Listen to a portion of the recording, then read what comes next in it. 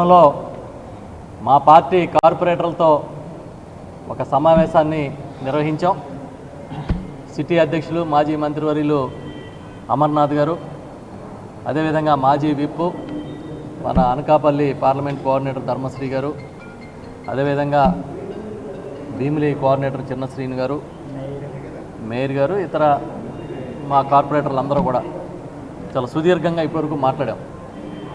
చంద్రబాబు నాయుడు గారి దొడ్డిదారి రాజకీయాలకి, సిగ్గులేని రాజకీయాలకి మళ్ళీ తెరతీస్తున్నారని తెలిసి ఈరోజు ఇక్కడ మేము సమావేశమయ్యాం. ఈ కార్పొరేషన్ పాలకవర్గం ఏర్పాటై 4 ఏళ్లు పూర్తయిన సందర్భంగా చట్టపరంగా 4 సంవత్సరాలు దాటిన తర్వాత అవిశ్వాస తీర్మానం పెట్టొచ్చు అనే ఒక నిబంధన అనుగుణంగా ఈరోజు అవిశ్వాస తీర్మానం పెట్టడం కోసం ప్రిపేర్ అవుతున్నారని, దానిలో భాగంగానే మా కార్పొరేటర్లు కొంతమందిని తెలుగుదేశం పార్టీలో జాయిన్ చేసుకోవడానికి వారు ఏర్పాట్లు చేసుకున్నారని సమాచారం ఉంది. ఇప్పటికే ఈ పార్టీ అధికారంలోకి వచ్చిన తర్వాత, కూటమి అధికారంలోకి వచ్చిన తర్వాత కొంతమంది కార్పొరేటర్లు వెళ్ళారు. మళ్ళీ ఇప్పుడు కొంతమంది కార్పొరేటర్లని వారు ప్రలోభ పెట్టి తీసుకెళ్లాలని ప్రయత్నం చేస్తున్నారు. ఇలాంటి దొడ్డిదారి రాజకీయాలు, సిగ్గుమాలిన రాజకీయాలు చేసే చరిత్ర తెలుగుదేశం పార్టీదే. ఇవాళ ఇక్కడ మేము సమావేశమైన కార్పొరేటర్లతో సమావేశమైనప్పుడు మేయర్ గారు కానీ, కార్పొరేటర్లు కానీ, ఇతర నాయకులందరూ ఒకే మాట మీద నిలబడ్డారు. మేము క్రెడిబిలిటీతో, క్యారెక్టర్తో రాజకీయాలు చేస్తాం. మేము జగనన్న ఆ రోజు ఇచ్చిన అవకాశంతో ఇవాళ కార్పొరేటర్లుగా ఉన్నాం. తప్పకుండా ఈ పార్టీతో కలిసి ముందుకెళ్తామని చెప్పారు. చిత్రం ఏంటంటే, ఈ ప్రభుత్వం ఏర్పాటు అయినప్పటి నుంచి అధికారులను పెట్టుకుని కమిషనర్లతో కార్పొరేటర్లు, మేయర్ల హక్కుల్ని కాలరాసే విధంగా పరిపాలన సాగిస్తున్నారనే విషయాన్ని కూడా ఇప్పుడే చర్చించాం. ఎక్కడ ఒక ప్రజాప్రతినిధులుగా కౌన్సిల్ నియమ నిబంధనలకు అనుగుణంగా పరిపాలన సాగనివ్వకుండా ఈ అధికారం మారినప్పటి నుంచి కూడా ఇక్కడున్న కౌన్సిల్ని కాదని చెప్పి మేయరు, అదేవిధంగా ఇతర కార్పొరేటర్ల హక్కుల్ని కాలరాస్తూ కమిషనర్లే పరిపాలన చేస్తూ ఉన్నారు. కొంతమంది కార్పొరేటర్లు చెప్పారు, పదే పదే చిన్న విషయానికైనా సరే మేము కమిషనర్ల చుట్టూ తిరగాల్సి వస్తుంది, కనీసం పట్టించుకోవట్లేదు.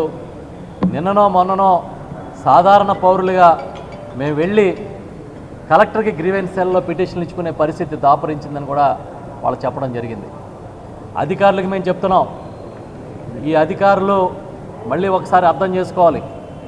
దయచేసి ఉన్నత స్థాయిలో ఉన్న ఐఏఎస్ అధికారులు, ఐపీఎస్ అధికారులు కూడా ఒక ఆదర్శంగా ఉండాల్సిన మీరు పావులుగా మారిపోతూ రోజులు ఎప్పుడూ ఒకేలా ఉండవు. ఇవాళ తెలుగుదేశం పార్టీ కూటమి ప్రభుత్వం అధికారంలో ఉందని చెప్పి ప్రజాప్రతినిధుల్ని చులకనగా చూస్తే అది మంచి పద్ధతి కాదని చెప్తున్నాం.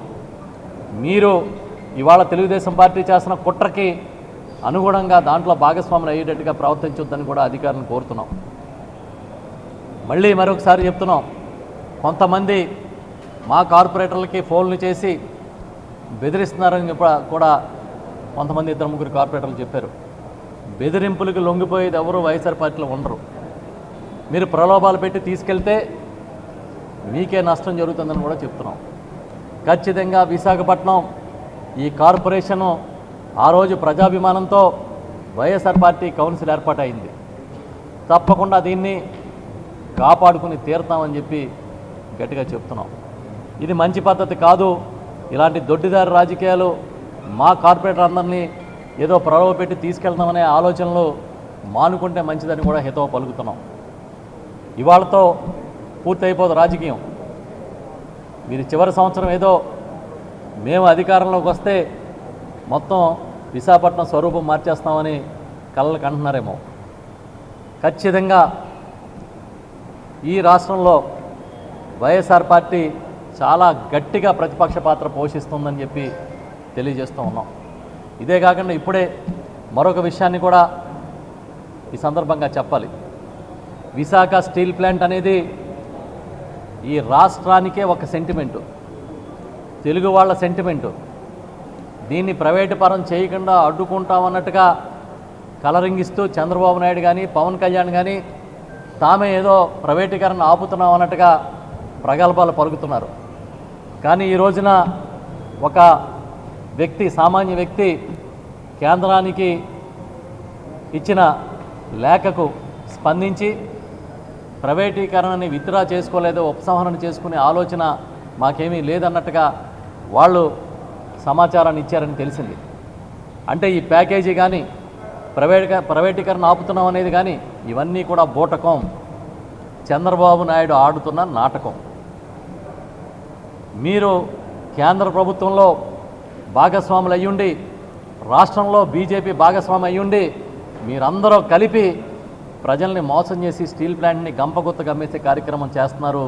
అందుకే ఒక వ్యూహ ప్రకారం ఈ స్టీల్ ప్లాంట్ని వదిలించుకునే కార్యక్రమం ఆటోమేటిక్గా జరిగిపోయే విధంగా దాన్ని బలహీనపరుస్తున్నారు అనడానికి ఇవాళ ఆ కేంద్రం ఇచ్చిన సమాధానమే ఒక కారణం అని చెప్తూ ఇలాంటి పరిణామాల్ని మేమందరం కూడా ఖండిస్తున్నాం.